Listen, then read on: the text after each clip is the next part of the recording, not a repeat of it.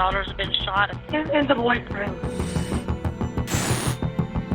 He enters the house and murders her first, then TJ on his way out. Aaliyah was an 18-year-old beautiful girl, and TJ was 23. They had recently started seeing each other. We found over 10,000 text messages. Very argumentative. What was she doing? Where was she? Who was she with? He knew that she was with TJ. He knew where they were going, and he expressed the fact that he wasn't happy about it. There was no motive. We had no idea what was going on. I believe everybody was stumped on as to what the motive was in this case.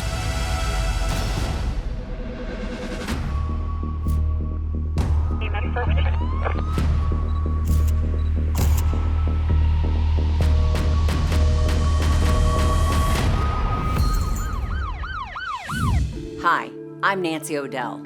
Today's Crime Exposé takes us to the Gulf Coast city of Orange, Texas.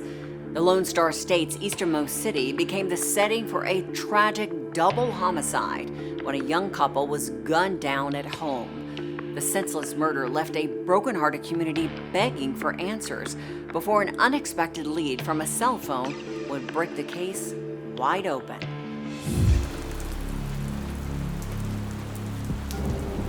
It was 2:30 a.m. on a rainy January night when 911 dispatchers in Orange, Texas received a call from a mother who was in a state of shock. Amanda Smith on the line. Says her daughters have been shot. And the boyfriend. There's two people? Two, yeah. Thank you. What is your daughter's name? Her name is Aaliyah Gradnigo. You gotta help me. I have ambulance on the way also, okay? Oh my God. I think the cops are... Oh my God. Oh my God. In tears, the mother told police what had woken her up to this nightmare. Miss Smith had heard a loud sound, which sounded like a boom. She was in bed at the time, and she laid there trying to kind of figure out what was going on when she heard two more loud booms. After jumping out of bed, she ran towards the noise. She ran through her bedroom, through a hallway into the kitchen, where she started smelling gunpowder. And she also noticed that the blinds in the kitchen window were off center and didn't look quite right. As she continued down the hall, she saw the lifeless body of her daughter's boyfriend, 23-year-old TJ Livings Jr., on the bathroom floor. As Amanda continued down to Aaliyah's bedroom, she opened the door and found Aaliyah had been shot and was in the bed. So she immediately got her phone and called 911 for help. Emergency responders arrived minutes later.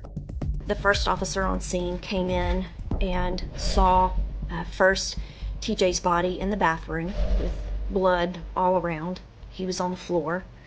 And then, of course, continued to Aaliyah's bedroom, where he found Aaliyah in the bed, and her sister, Maya, was sitting next to her in the bed, holding her hand. She actually sustained a gunshot wound to the head, which was a very close shot. The other victim, who was in the bathroom, sustained two gunshot wounds to the body. TJ was pronounced dead right there at the scene. Aaliyah was still breathing, just a little bit labored breathing, when the ambulance arrived. As investigators processed the scene, it became clear the shooter had entered through the kitchen window, right above the kitchen sink. The kitchen window was open, and on the other side of the kitchen window outside the house, there had been a chair propped up against the house. Did the suspect exit the house the same way he entered it? Yes, he did. Inside the house, they collected any physical evidence they could find. One of the first things that they located when they started processing the scene was Aaliyah's cell phone. Investigators were unable to find the murder weapon, but 9mm shell casings had been left behind. They collected shell casings from the floor in the bathroom. They collected a projectile that had gone into the wall in the bathroom. They ultimately were able to locate the projectile, which was actually in Aaliyah's mattress. Robbery did not appear to be the motive for the crime. Nothing was stolen from the home. There was no sign of any reasoning for entering the house except for to shoot the victims. Despite hearing gunfire in the house, no one had seen the shooter. As investigators continued processing the scene and swabbing the house for DNA, Aaliyah's family received the worst possible news. She was transported to the hospital in Beaumont, Texas, where she ultimately passed. So during those early hours of the investigation, what did police believe was the motive for the murder?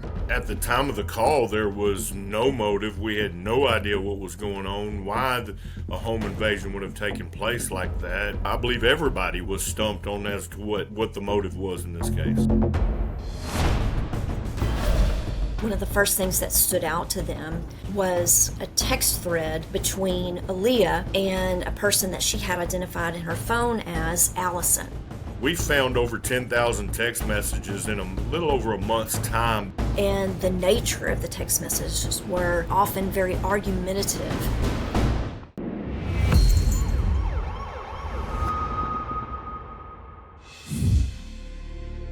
As investigators tried piecing together the evidence and a possible motive for the murders of Aaliyah Gradnigo and TJ Livings Jr., their loved ones were still processing their heartbreaking and devastating loss.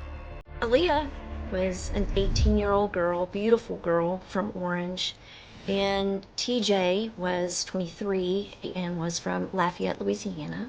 They had recently started seeing each other. As much as investigators were hoping to obtain DNA or fingerprint evidence, there was little left at the scene. They had swabbed throughout the house. They swabbed doorknobs and all sorts of things. The only DNA that they were able to actually develop a profile on, and it was a partial profile, was on the chair that was outside the window of the kitchen. Detectives questioned friends and family about the couple's timeline and learned they had driven to Houston in Aaliyah's Dodge Charger at around 5 p.m. and returned to Orange at roughly 1:40 a.m. Several of the homes in the neighborhood captured on their videos both Aaliyah and TJ coming into the neighborhood in their vehicle and arriving at the home. Video surveillance also captured a suspicious-looking white car trailing the couple and then parking at a nearby vacant house. Minutes later, a figure is seen walking towards Aaliyah's home and then towards her backyard. At that time, Aaliyah's mother was woken up from her sleep by a sound, and what she had heard was captured on the surveillance video. On that video, they could actually hear the gunshots being fired. A figure is seen running from Aaliyah's home shortly after the shooting. And could you see any identifying features of the suspect? Unfortunately, the quality of the video was not that good, and of course it was at nighttime, so they weren't able to identify any facial features. Those surveillance cameras proved critical in the investigation. Sometime later, we're able to see the car driving away from that location and speeding off out of the neighborhood.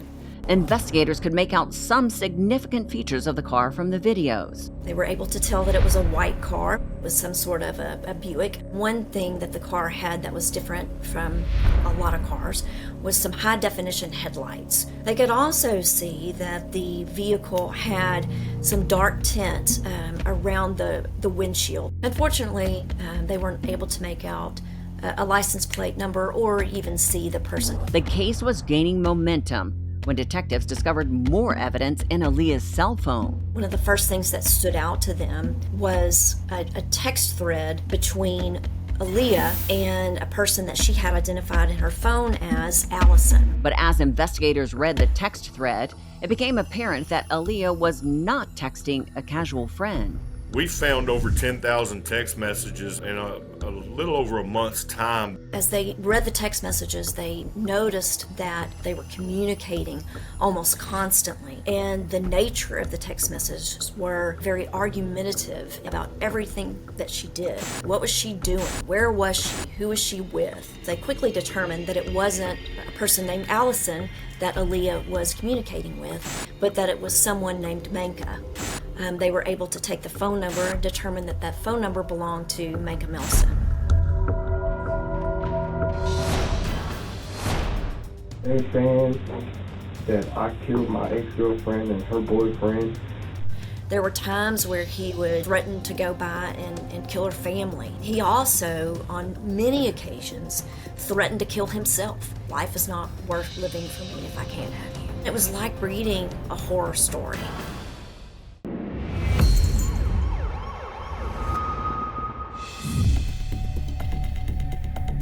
Investigators had discovered thousands of disturbing texts between Aaliyah Gradnigo and someone named Manka Melson.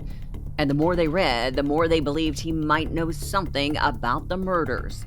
The text messages were very concerning to us. The controlling nature that he had during the text messages, especially the last day, the last night. 25-year-old Manka Melson lived with friends in Vinton, Louisiana, and he met Aaliyah when she was only 13 years old. Aaliyah's mother was not a fan. She immediately was uncomfortable with him and made it clear that she didn't want him around her daughter. Police say Melson was aware Aaliyah had started seeing someone, but was still tracking her every move.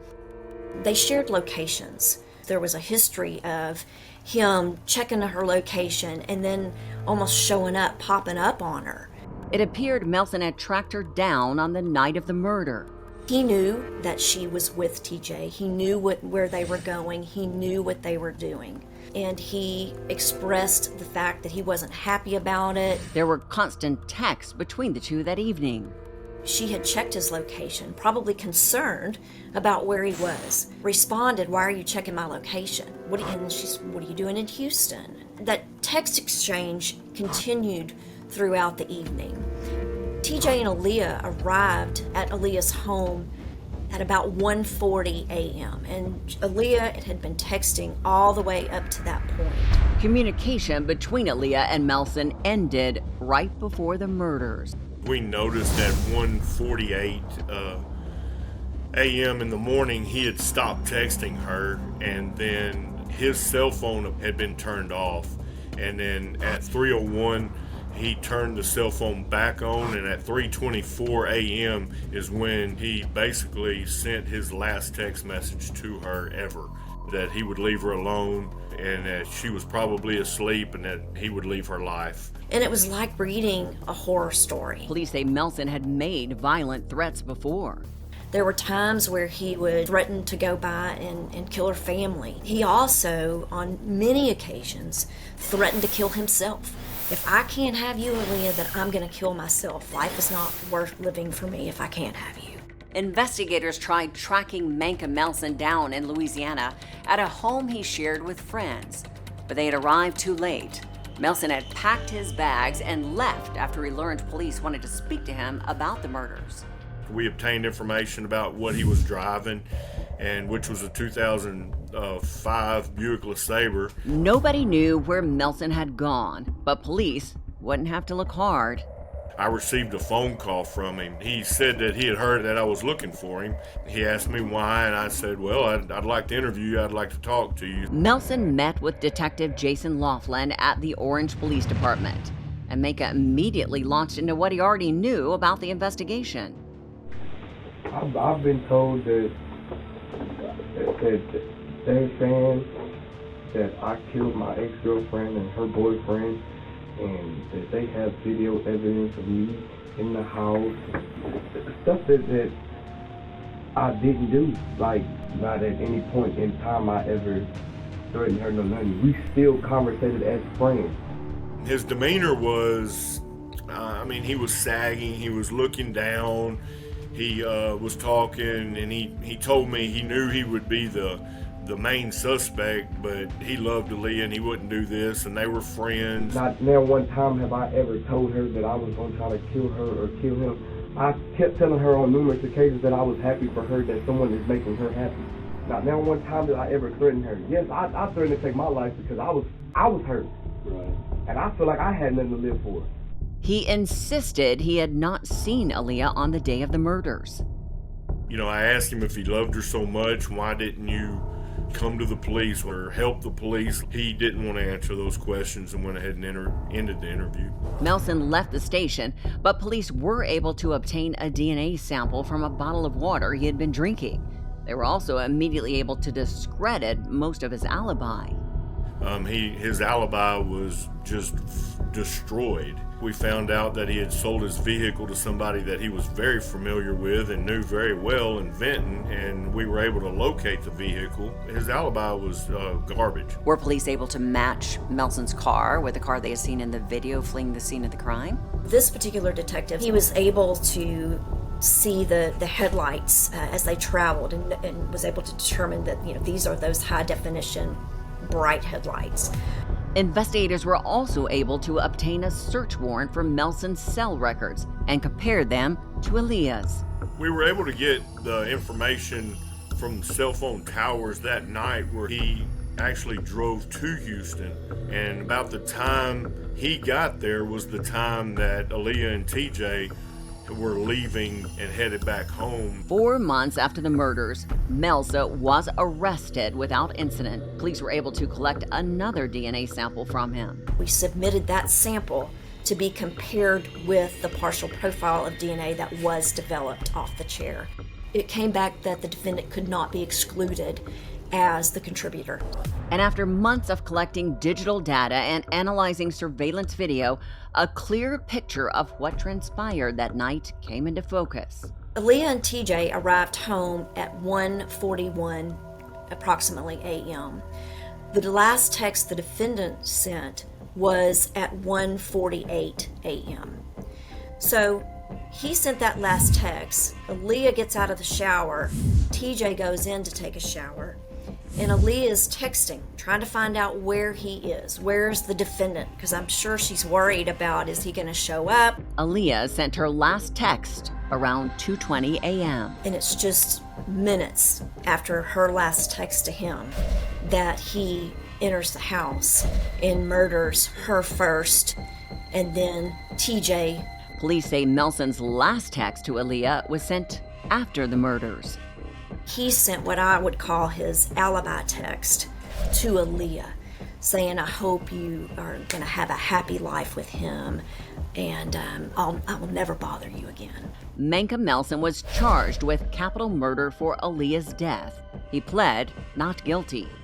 Prosecutors believe Melson's motive was clearly defined in his actions.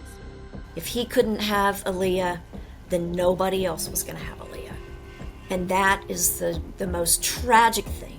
He took her life and TJ's life, two beautiful people who did nothing to him.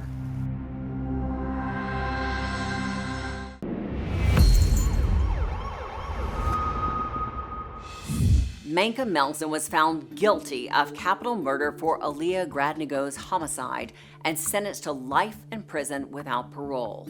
The case of TJ Livings Jr. is still pending. And now it's time for today's Safety Spotlight. Some exes refuse to let go when a relationship is over and may resort to toxic or even criminal behavior. If your ex is harassing or stalking you, safety experts suggest you block them from electronic communication and avoid speaking to or meeting with them. Change your normal routines. Consider carrying a personal safety device and stay alert while in the public to ensure that you are not being followed. If you have shared GPS tracking information with an ex, unshare it immediately. Similarly, avoid sharing your location on social media. Have a safety plan in place for various scenarios and call 911 if you're threatened or fear for your safety. I'm Nancy O'Dell. For everyone here at Crime Exposé, please join us next time and stay safe.